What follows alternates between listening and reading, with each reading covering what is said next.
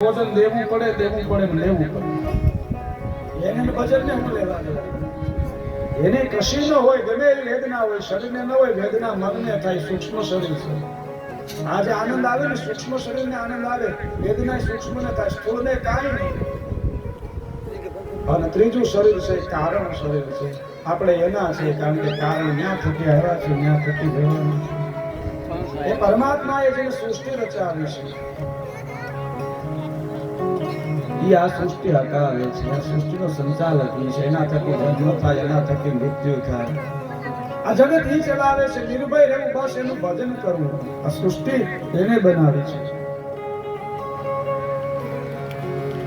રચાઈ સૃષ્ટિ પરુષ પ્રભુ સૃષ્ટિ ચલા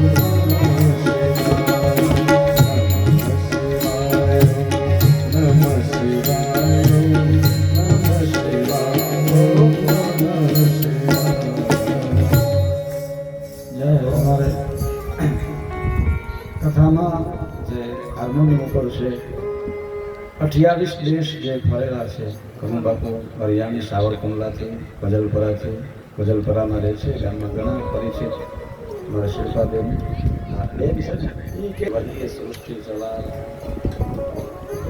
જો પેડ હમને બોલે હે પહેલે ઉસી કા ફલ જે આપણે વાવ્યું છે ને એ મળવાનું છે આ જગતમાં તમે જેવું વાવો ને એવું મળે જેવું જીવો ને મેં અગાઉ કહ્યું કે તમારી પાસે દયા છે તો આમે દયાવાળા મળે તમારી પાસે દાન છે તો આમાં દાતાર મળે બુદ્ધિ છે તો આમાં બુદ્ધિવાળા મળે તમે જેવું લઈ નીકળો એવું મળે આ જગતમાં દ્રષ્ટિ એવી દુનિયા છે જેવી દ્રષ્ટિ એવી દુનિયા છે પ્રાર્થના આવતી હોય અને એક છોકરાએ ફરિયાદ કરી સાહેબને કે હા સાહેબ હા કે પ્રાર્થના ગવાતી હતી ને હા ત્યારે લાલાની આંખો ખુલી હતી તે સાહેબે જેને કીધું એને તો મારે કાંઈ કે તને કેમ ખબર તારી ખુલી હોય તો જ ખબર પડે ને એ દ્રષ્ટિ છે એ દુનિયા છે આંખી ખુલી રાખો તમને ખુલ્લી આંખી વાળા જેવું જગત જેવું જીવો એવું મળે જેવું અંદર છે એવું બહાર છે અને એટલા માટે કહ્યું છે આ સંસારમાં તમે ભક્તિ લઈને નીકળો એટલે ભક્તિ મળે વીરતા લઈને નીકળો વીરતા મળે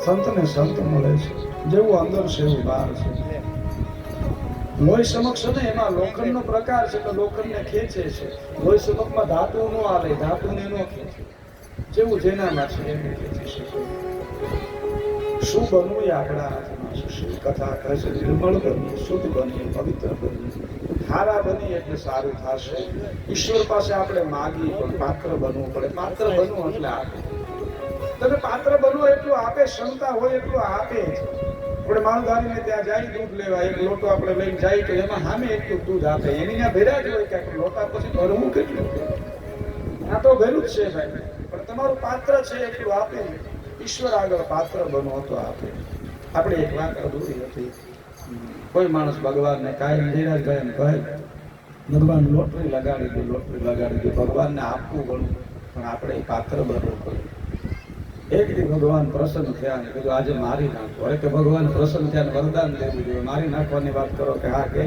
6 મહિનાથી કે લોટરી લગાડી દે તું ટિકિટ લે તો હું લગાડું મારે લગાડવી છે મારી પાસે ટિકિટ શેની લોટરી લગાડું કે ભગવાનને આપણે આપવું છે ભાઈ આપણે આપવું છે પણ આપણે એની ભક્તિમાં ગુણમાં કાંઈક આગળ વધીએ તો આપે સત્સંગની આપણે ટિકિટ લઈએ તો થાય દાતારીની દાનની ટિકિટ લઈએ તો આપે વિવેકની ટિકિટ સારા કાર્યમાં જોડાણા રૂપી ટિકિટ હોય તો આપે દેવાદિદેવ મહાદેવ ભગવાન શિવ દાતાર છે, વરદ છે. અહીંયા નારદજી બ્રહ્મલોકની અંદર બ્રહ્માજીને અનેક પ્રશ્ન કર્યો. કયું 3 રાત્રિ છે, બીજી રાત્રિ જ્ઞાન રાત્રિ, 4 પ્રકારના જ્ઞાન છે. એક આર્તનાદ છે, એક જિજ્ઞાસા છે. આપણે કથામાં બેઠાની જિજ્ઞાસા છે. જિજ્ઞાસા સારી છે. બીજો પ્રકાર છે ભક્તિનો, આપણે જાણવાની જિજ્ઞાસા હોય. જિજ્ઞાસા એને કહેવાય જે સહજ હોય, ન જાણતા હોય પૂછીએ, કોકને પાછા પાડવા પૂછીને એને અહંકાર.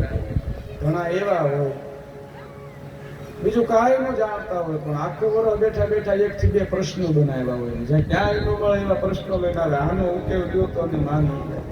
આ મહાપાપ છે. એવો કોયડો લઈને આવે, એ કોયડામાં જેનો સમય કાઢે, કોયડામાં સમય ન ગોડાય કરતા જાપ કરે. આ જિજ્ઞાસા હોય. સંશય આત્મા વિનશ્યતિ એમ કહ્યું ગીતાજીમાં, પણ અર્જુને પ્રશ્ન કર્યો, ભગવાને જવાબ આપ્યો, એમાંથી જ ગીતાજી મળ્યા છે. પણ એની જિજ્ઞાસા હતી, સંશયની જિજ્ઞાસા હોવી જોઈએ જાણવાની. કથામાં બેઠા છે, આપણી જિજ્ઞાસા છે. એ ભક્તિનો સારો પ્રકાર છે. એક આર્તનાદ છે, એક યથાર્થ છે. આપણે માનતામાં જઈને માનતા કરીને યથાર્થ કહેવાય. હે ભગવાન, મારું આ કામ થઈ જાય એટલે હું એટલું 17 સડાવ્યા નિવેદ આપી, આપણું કામ એ પૂરું ભગવાનનું જાય જ નહીં. માનતા કરી ત્યારે ઉગાડા પગે જાય, ભગવાનનું દંડવત કરતો કરતો આવીશ અને દંડવત કરતા કરતા જાય. પણ પછી કોઈ આપણે વાહનમાં ગયા, એને યથાર્થ કહેવાય. ભાઈ આપણે માનતા પૂરી, આપણે ભગવાનને જે માન્યું તું આપી દીધું, પછી જવાનું આવે યથાર્થ. વેપારી દુકાને જાઓ, 50 રૂપિયા દે, ખાંડ આપે, એટલે દેવા એ વસ્તુ આપી, આપણે પૈસા આપે. આને યથાર્થ. એક આર્તનાદ છે. આર્તનાદ એવો છે, પછી એમાં બહુ તર્ક ન હોય, બહુ ભેદ ન હોય. નકર તમે બહુ સુખી હોય તમને ભેદ લાગે ભગવાનમાં. આદિ જુદા જુદા ભગવાન કંઈક આપે ને એટલે આપણે તર્ક થાય, વિતર્ક થાય. પણ દુઃખ હોય ને ત્યારે ભેદ ભાંગી જાય છે, મટી જાય છે. આર્તનાદ છે. જ્યારે અંદરથી દુઃખ આવે કાંઈક ભગવાનને ભજી, ઇતિનાદ ઇતિ આર્તનાદ છે. પધારો પધારો આપણી વચ્ચે બાપુની દારથી પરમ પૂજ્ય શ્રી બાલકદાસ બાપુ, એમના પરમ શિષ્ય કૃપાપાત્ર શિષ્ય એવા કરુણાનિધાન દાસ બાપુ પધાર્યા છે. ખૂબ ખૂબ સ્વાગત છે બાપજી. જીત્યાલે ગામ સમસ્ત અને વ્યાસપીઠ આપનું સ્વાગત કરે છે. જય હિન્દ.